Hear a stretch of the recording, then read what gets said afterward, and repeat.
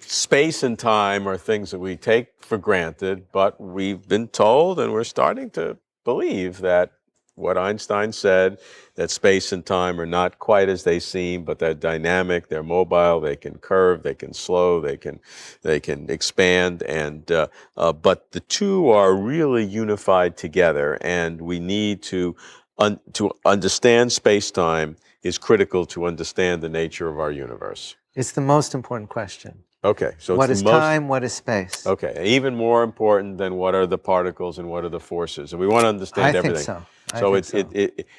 Some people have thought of it as it's the arena in which all the act of particles and physics play out, but it may be more than that. The basic division in the subject goes back a long time. It goes back to debates between Newton and his contemporaries, Leibniz and other contemporaries. And the big question is space an arena in which things happen, in which things come on and off? Or is there no arena? Is space just a network of relationships? A way to ask the question is, if the whole universe were moved entirely 10 meters to the left, would it matter? Does it even mean something to say that? Because no relationships would change. Right.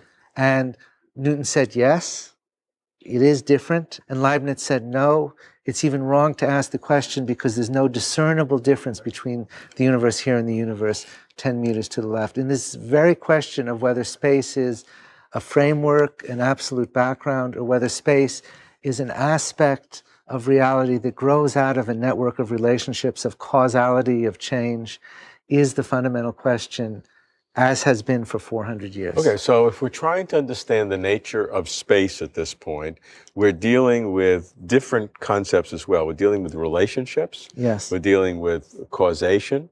Yes. And so those are very fundamental ideas, but what you're saying is that to understand space, we may have to understand those other two, which may be more fundamental than space itself. Yes, and indeed, one can take general relativity, and if you ask, what in that sophisticated mathematics is it really asserting about the nature of space and time? Right. What it is asserting about space and time is that the most fundamental relationships are relationships of causality.